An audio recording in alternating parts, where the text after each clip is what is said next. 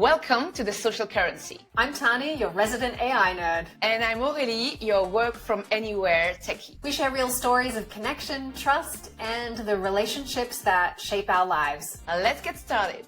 Well, hello, Shawn. Welcome to The Social Currency. It's so great to have you here. I am so glad to be here. I'm excited for our conversation. Yeah, so we don't do normal bios on this show. We want to know who the real you is. And I met you at an event last year and we had a great time and we had some excellent discussions. And I think your focus is really around research. So I'd really love if you could give our listeners a sense of who you are, what you do, like the real you. Yeah, I mean, my mission in a nutshell is to help leaders frame the future, to help them really understand what's coming next and how to prepare for that. And recognizing that it isn't necessarily about just predicting the future. It's about really understanding all of the divergent ways that the future might take us. So that's looking at research, that's looking at emerging trends, that's looking at societal shifts and understanding how all of these forces collide so that leaders can position their organizations for what's next. That makes me want to ask so many questions about AI. But the first thing I have to ask you is, you told this amazing story when we met last year about a trip to a very unexpected location.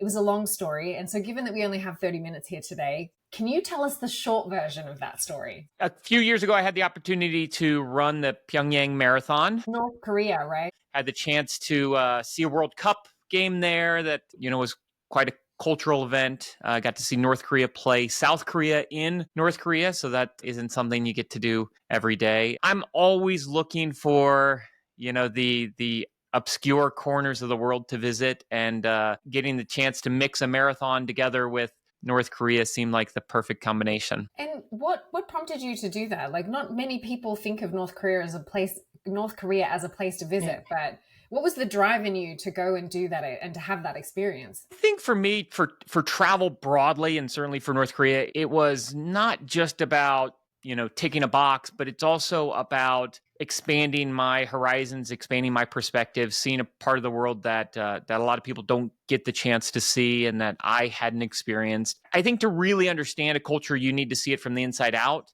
and to understand parts of our planet, you need to see it from the inside out. So to travel there really was to try to understand a part of the world that I didn't understand.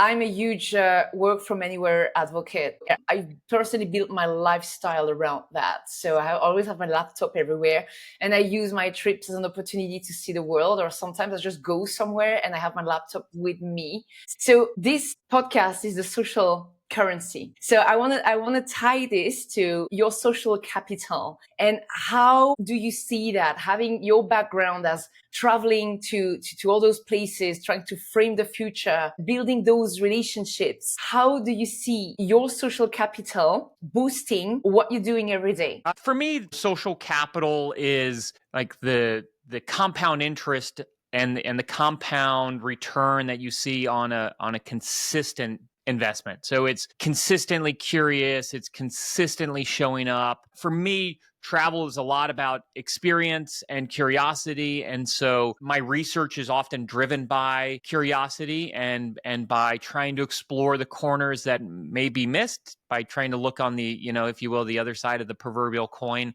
to understand trends and themes that others might be missing.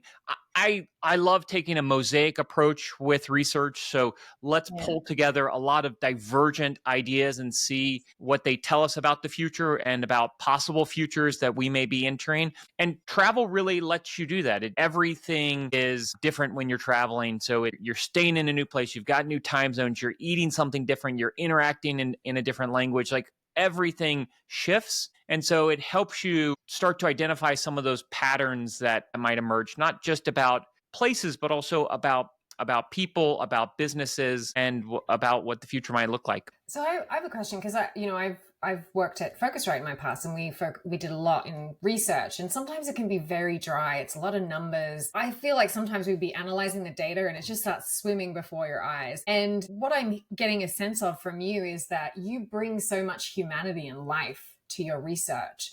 So how do you think about that? Because, research is, you're sitting at a desk and you're like, it's very factual, right? Yeah, you're looking at survey data. You seem to have way more personality in your research. How do you get to that? I mean, I think research is fun. I think life is fun and research is fun. I think it's also looking for the story. Like, what is the headline, or what are the possible headlines in the research that reveal something we didn't know, that reveal something that we didn't see. One of the things I love about AI is its ability to discern patterns that we might be missing as people. And I think that's a very powerful tool that we can use in lots of interesting ways. And I think really over the last decade, we've gotten better at trying to find the story in the research, not just reporting on the results, not just reporting on the numbers, but trying to really understand what's the narrative behind the numbers. How does this characterize who we are and what we do? And also, what does it suggest about the future? Tying not only the present to what we're doing, but also tying that research about the current environment to what the future might look like. How do you see, Shawn, AI complementing or replacing, or do you think it will ever replace experience on the ground, or what you experience when you travel? How do you see that real life on the ground experience complementing tech and what we can do now with AI? I certainly hope that AI doesn't replace that experience on the ground. Sometimes I worry when you look at younger generations and their desire to exist within digital environments as opposed to within the physical environment. Sometimes that worries me. The other thing, the beauty of travel, I think, is that it pushes you into the present. You are very much living in the moment, and so I think that's one of the things that travel provides.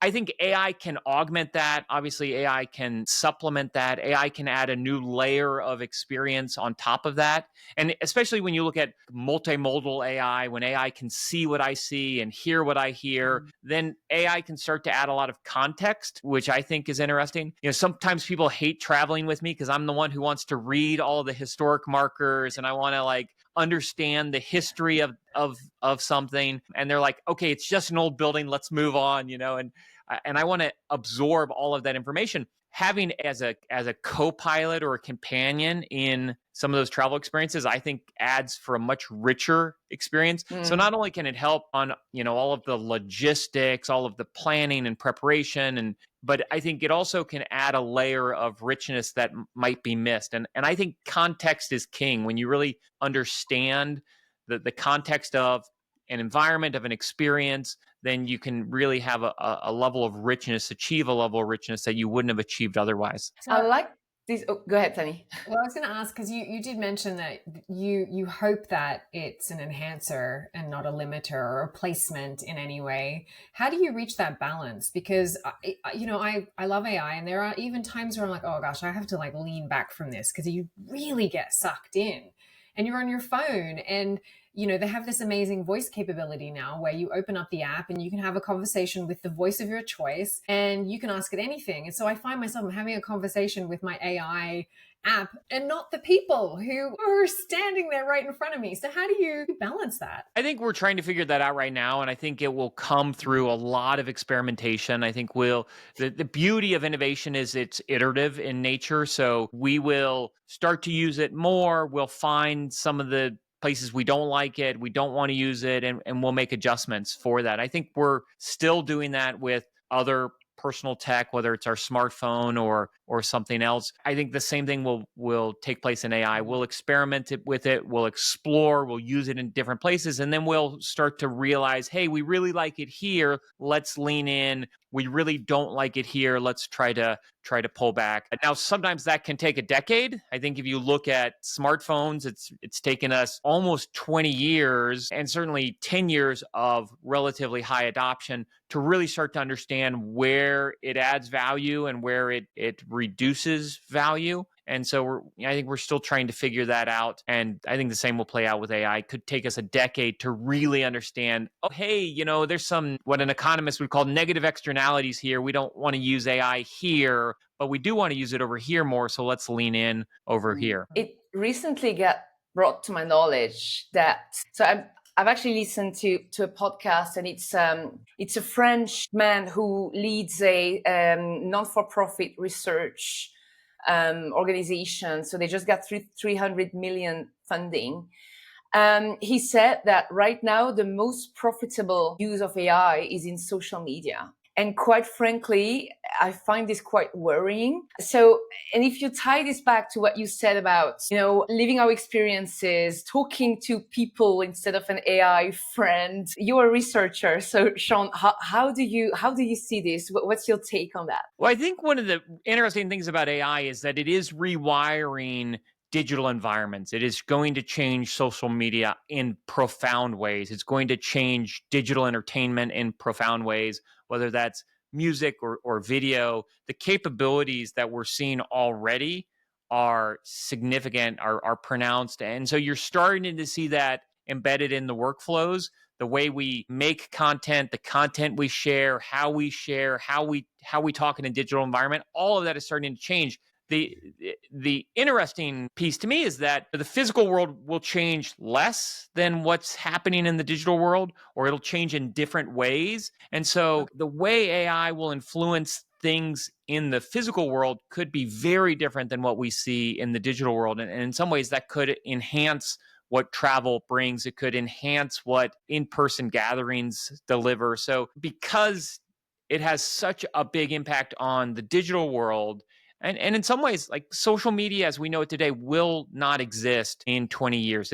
It might still exist, but it'll be very different because of the influence that AI has, and because of the way we use digital platforms and digital environments. And so it will certainly change the physical world and the physical experiences we have, but in very different ways. And so I think it'll be very interesting to watch how those two environments converge, and also how they diverge, how they really move away from each other as a result of the influence of AI. I've heard a lot of talk about we'll all have our own personal AI agent, and our AI agent will talk to everyone else's AI agent and then bring back whatever it is we want, the answer that we want, or the product that we'd like to buy.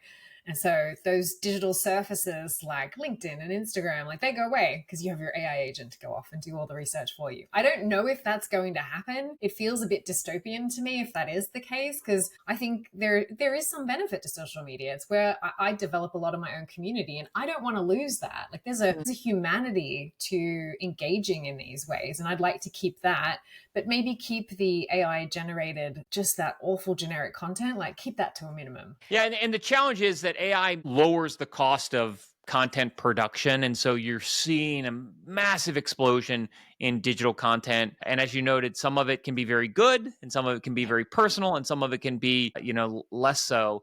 And so we could see the way we communicate change significantly. We could see, it's hard for a younger generation to envision this, but we could see a rise in phone calls. We could see a rise in in-person meetings, just things that some of the younger generations have moved away from, could become even more important in the years ahead. And I think, your point about AI agents and how those will be integrated in our lives, and what we turn over to agents and what we don't, will be also very interesting. I have devices on right now that are recording everything that I say, and I can look for patterns that I might have missed. I can look to understand myself and the conversations that I'm having at a different level. And some of that might be very valuable, and some of it may not. I think we haven't yet figured out what will be valuable out of this, because we're just now doing it for the very first time. In this context, Shawn, for our listeners, what would be your recommendation to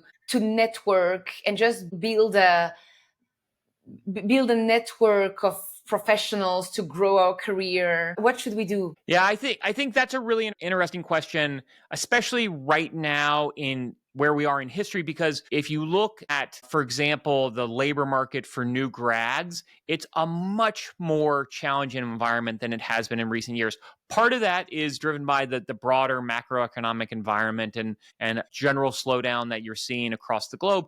But I think it's also tied to how organizations are starting to use AI. And it's harder to be willing to bring on junior employees when you can have AI doing a lot of what you might have had them doing in the past. And so you have seen in recent months the unemployment rate spike for new college graduates as they struggle to find their place in the workforce. And I think as a result of that, that network becomes even more valuable. It's no longer enough to be a compelling candidate on a piece of paper that gets digitally delivered into a machine that's using AI to review your resume. And those human connections, I think, matter more when you think about finding your place in the workforce. And they also matter more in helping you gain context about where you sit in the world and where the world is going. So I think that, as you might put it, that social currency, that social capital matters more now than it ever has,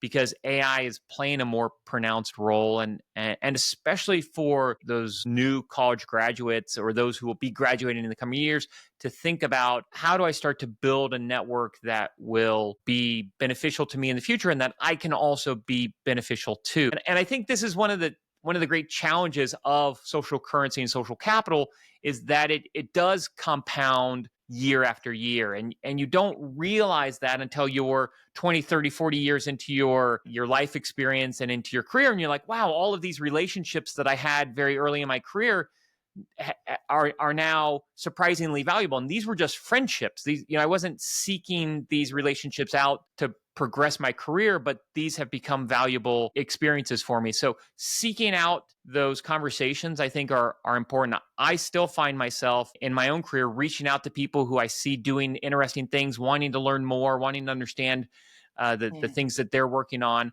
What I tend to find with younger individuals is that they tend to make bigger bets and wait to see if those bets come to fruition. So they might, apply to a couple of jobs, and while those jobs are progressing, they're waiting to see what those jobs are progressing. I feel like earlier in our careers, it was like, okay, I'm still interviewing here, but I'm going to go ahead and I'm going to keep applying to a couple other places, because you never know. That idea of, having more options. And so I think that the same thing is true when it comes to building social capital, building social currency, and also not just your own social capital and currency, but doing more to help build up other people's social capital and social currency. Yeah. Looking to, what I like to say is give generous and don't keep score. Like, just give generously and not keep score. And then you will, over time, potentially benefit from that. And so continue to invest in relationships. You never know where those will take you. You said something at the beginning that I thought was really interesting about travel. And the reason you travel is you're curious. And you just mentioned something about how to develop your personal network and these connections. And I think curiosity has a huge element in that, because if you're a curious person and you want to know about people and what they're doing and how they're growing their career, or if they're building something interesting, that is such a key for building those relationships and that social network, or currency, if you will, because the curiosity is what generates the connection. And it's so simple. Like, all you have to do is be curious about the world and other people, and it will get you there. Yeah, the other keyword I picked was genuine. I love that as well. When it's curiosity and being genuine. Sorry, I cut you off. Go ahead, Shawn. No, I'm just saying, I think that, that's a great point, to be curious and just to ask, right? Just to ask, hey, what is it that you're working on here? How did you, how did you get that experience? What were you thinking about? Just asking. And I love events that curate environments where curiosity can thrive, and you can feel free to ask those type of questions, where you can just bump into somebody in a physical environment and just say, hey, what are you up to today? What are you working on? What are you thinking about? How do you see the future evolving and changing? And so having those conversations, just asking people, especially when you're in a physical environment with them. Is there somebody you met on any of your trips that helped you see things differently, or change something in the way that you interacted with people? Yeah, I think everywhere I've traveled, I've met people who have helped me realize how small the world is and how similar we are. Yeah, even in traveling in North Korea or traveling in other obscure places, just how similar we are, how we ultimately have very similar goals and objectives. Yeah. Coming from the US, I think I also have realized in all of my travels how fortunate I am to be in the US, how much opportunity exists here. I think sometimes in the US you can have a viewpoint that isn't always positive. And I'm in Washington D.C. We've got elected officials who are proud to say they don't have passports and they don't travel internationally, and I think you see some of the challenges of that right now with some of the friction that exists in our global relationships. Being willing to travel into places and to recognize how much value you can bring, and how fortunate you are to have had the opportunities that you have. I mean, I think being grateful is something that always rises to the top whenever I travel, just to see different life experiences. Is there anyone in your life who you look back on and you're like, they gave me amazing advice, or they changed my viewpoint about how I think about developing social capital? Hey, definitely my mom. Like, if I had to give, credit to anybody, it would be my mom. My mom was always pushing me to experience. I think she always recognized that joy was in the journey and not the destination. And so she always encouraged me to try new things, if I had the opportunity to travel somewhere, to do it. I had the opportunity to travel in the middle, to study in the Middle East when I was younger, and she really motivated that and encouraged that and pushed that, and then encouraged other life experiences. So I would give her a lot of credit for embedding that very early in my life, that it didn't matter so much where you were going as long as you were going somewhere, to be intentional about it, but not so concerned that you didn't reach the final destination, or you didn't end up where you wanted to end up, that the knowledge and all of the benefits actually accrued as you moved in a specific direction. I love that phrase, the joy is in the journey. So I love traveling and always have. And part of the love is the process of getting from point A to point B. I love getting in the taxi. I love flying. I love getting in my seat and looking out the window and seeing. It's just a miracle to me that we can get in this transport vehicle and fly across the world. And I talk to so many people where they're like, oh God, I hate traveling. It's so exhausting. It's so annoying. There's so much friction. And I'm like, oh mate, I feel like if you could just stop for a second and appreciate how amazing it is that we get the opportunity to do this and go places. And like, I love airports. And I mean, maybe not all airport food is amazing, but like there's so many moments of joy that you can appreciate in this process. And I feel like a lot of people miss that. And it's such a shame. Well, and look, the three of us, we're all in different parts of the world right now.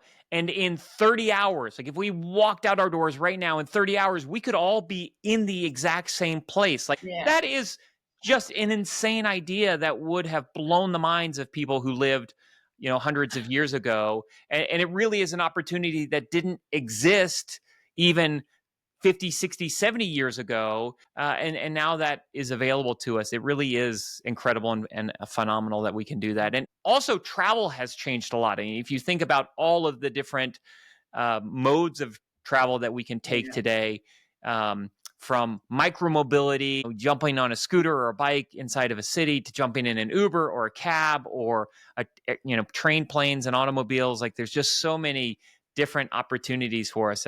That is also, I think, exciting aspect of travel. And the experience itself. I recall the first time I've been to China was in 2008. It was after the Olympics. And back in the days, well, the iPhone, when was it? 2007. So we didn't Wi-Fi, we didn't travel with smartphones or whatsoever.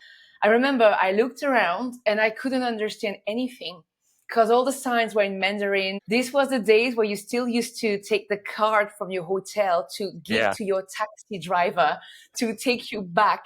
And think about today, like we work from anywhere. We have connectivity, it's normal. Even Starlink in the middle of Patagonia. I had Starlink. I could do calls. It's mind-blowing. I just love that. Well, Google just released their new product called Beam, and it is a new screen where you can sit on either side of this and you can speak in your language and it will translate live. It's only English to Spanish right now, but obviously this can be used for any language. Like imagine that.